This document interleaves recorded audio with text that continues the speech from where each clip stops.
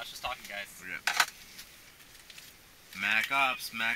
This is Golf 063 checking in on the Taylor Valley repeater. Over. 063,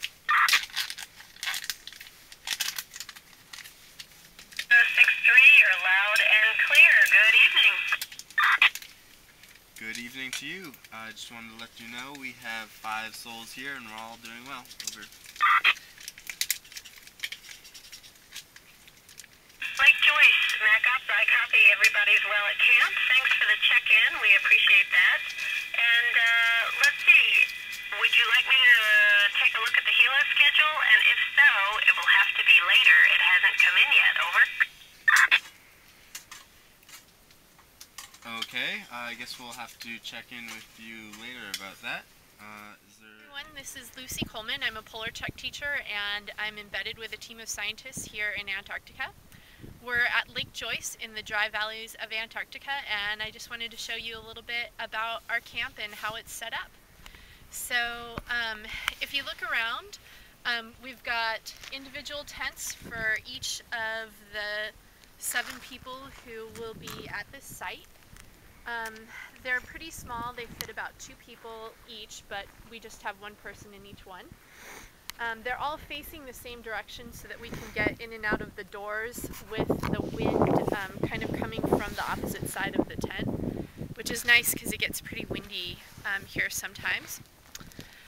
Over this way we have our Scott tent, and the Scott tent is a pyramid-shaped tent, and it's been in use here in Antarctica for 100 years or so. Not that particular tent, but that style. It's very well anchored so that in the windstorm it will stay upright. And it has our toilet in it, which is basically a box with a toilet seat on top and a bucket inside. Very classy.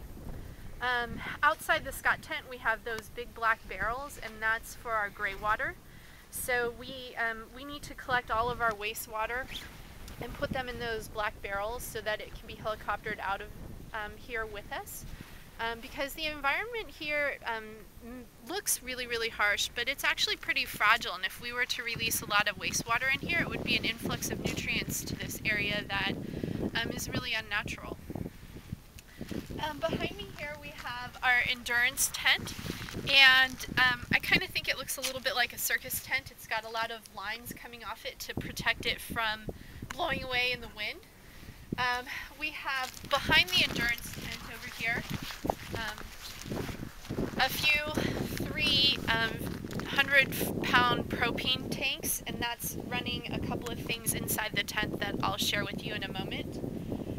This big white box here is the freezer, and that's where we keep all of our frozen foods, and we're actually trying to eat those frozen foods pretty fast because even though Antarctica is really cold, it is summertime here, and the temperatures in the dry valleys do get warm enough to melt stuff, and so we want to eat that food before it melts.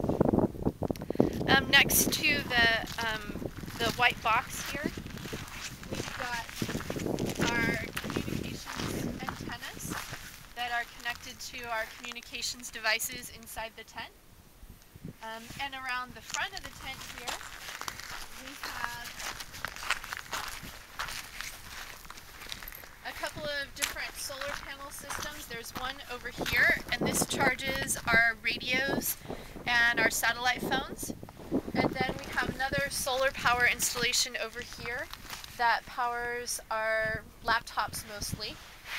We also have a 1 kilowatt generator that runs on gasoline, but we haven't had to use that because the sun is shining here for most of the time, and in fact one of the reasons the dry valleys is so dry is that we don't get a whole lot of weather systems in here, and if you look around you can see there really isn't that much snow on the ground, and that's pretty typical of the dry valleys. So we take advantage of the sunlight. The sun is not setting at this time of year, so this provides a lot of power for us. This is our tent for our main living, hanging out areas, and we spend a lot of time in this tent.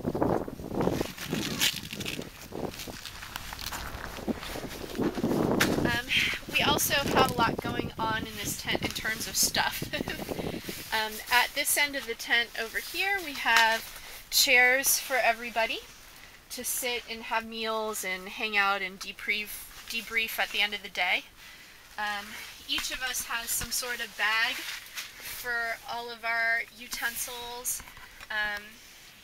So we keep all of our dishes, our personal dishes, in our bags. At this end of the tent and the other end of the tent here, we have a few things going on. Over here is our waste system. So we have to separate our food waste from our paper towel waste, and boxes will go back for recycling, and all of this has to be helicoptered out with us. In this part of the tent, we've got our kitchen. So we've got a box full of pots and pans down here.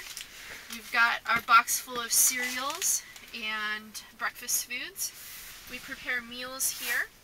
There's a lot of different kinds of foods over here. This box is our refrigerator, where we keep all of our different cheeses and stuff like that. We have a lot of canned food back here that we haven't started eating yet because we're trying to eat the frozen foods first. This area is our communications center, so we've got radios for each one of us. We use these a lot for communicating with one another, like if some of us are up here at camp and some of us are down at the lake. We've also got our satellite phones here with some recharging stations. Oh, and here is a continuation of the kitchen. So we've got our Coleman 2-burner stove. Underneath the stove is our propane heater that heats up this tent. I find it kind of funny that warm air rises, so up top here is where we try to keep things that shouldn't be frozen.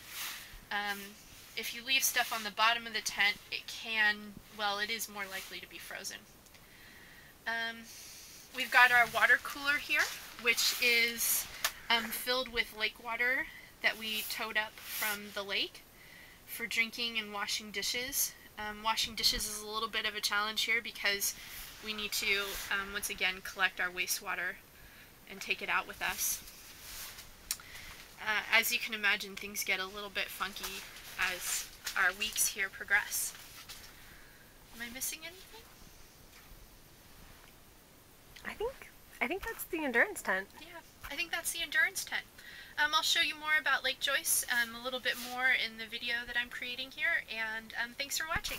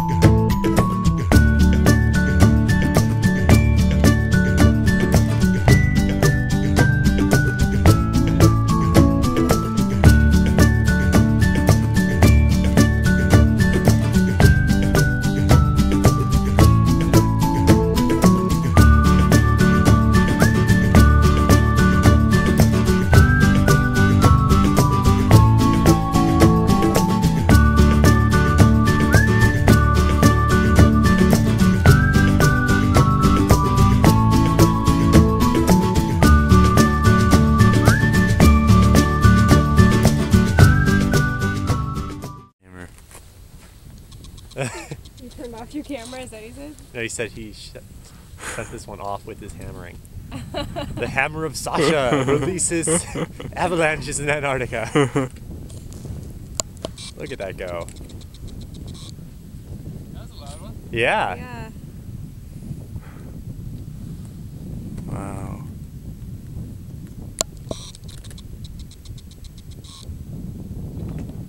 It'd be really cool to be on that ridge, but really terrifying to be in that valley.